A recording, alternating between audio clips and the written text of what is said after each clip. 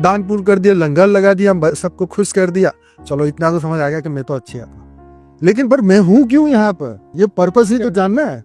हम आए क्यों हैं? हम आए क्यों हैं? वहां तो एक गुरु होना चाहिए जो आपकी मदद करे। हम उस माँ बाप को भगवान मानते रहते हैं, हाँ, जो हमें ब्रह्म ज्ञान नहीं दे रहे।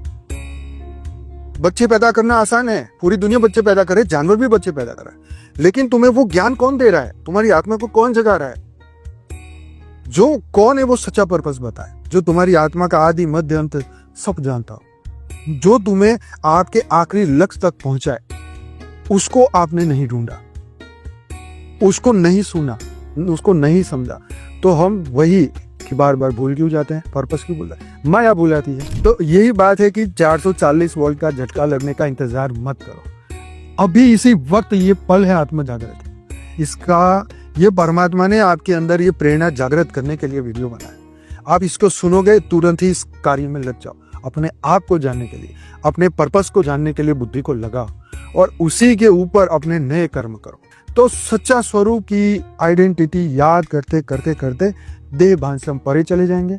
देह के सुख और दुख से हमें वास्तविक में फर्क नहीं पड़ेगा। कोई कहेगा तुम तो ऐसे बूढ़े दिखते हो, तुम तो कैसे कपड़े पहनते हो, तुम तो ऐसे हो, बस कोई फर्क नहीं पड़ रहा है, क्योंकि तुम तो देह को कह रहे हो। मैं तो अंदर से मैं उस तत्व को जान चुका हूँ जो देह को चला रहा है। आज से 100 साल पहले कोई बोल सकते हैं, अरे हम तो मानेंगे नहीं, जब तक गाने वाला ना दिखे हम तो मानेंगे नहीं। बिल्कुल बिल्कुल। जो पहले कैसेट आती थी वो रील वाली, कैसेट हो तो मानेंगे कि हाँ गाना बजा, कैसेट नहीं तो कैसे बजेगा भाई। MP3 तो क्या ही पता था किसी को, मोबाइल में वीडियो दिखे, अरे ये कैसे बन गया, ये क्या चीज है ये।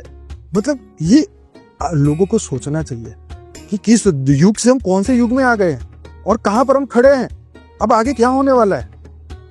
ये आत्मा को जगाने के लिए वो परमात्मा स्वयं आके ये सब करवा रहा है। कि जो भी अध्यात्म में चलना चाहता है या आ गए हैं, उनका सबसे पहला क्वेश्चन यही होता है कि हम कौन हैं और हम धरती पे आए क्यों हैं। देखिए ये प्रश्न वैसे एक ज्ञानी इंसान को लगेगा कि तो बड़ा कॉमन क्वेश्चन है, लेकिन रियल में देखा जाए जिन्होंने अपनी आध्यात्मिक की जर्नी शुरू ही नहीं की, उनके लिए ये बहुत रिलेवेंट क्वेश्चन है कि रियल में हम कौन है।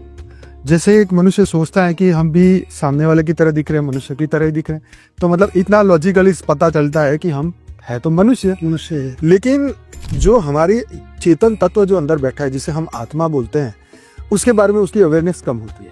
मान लो उसने कहीं से जान लिया कि मैं एक आत्मा हूँ, अब उसके अंदर मान भी लिया कि भाई एक जैसा मनुष्य है वैसा आत्मा है। अब रियल में जब उसकी एनलाइटमेंट का समय जब भी आएगा, जब उसके आत्मज्ञान उदय का समय आएगा, तब उसके मन में ये भी प्रश्न जरूर उठेगा कि मनुष्य तो मनुष्य जैसे लग रहे हैं, लेकिन आत्मा एक दूसरे से कैसे लगेगी। अब आत्माओं के अंदर क्या डिफरेंस है, मेरी आत्मा में सामने की आत्मा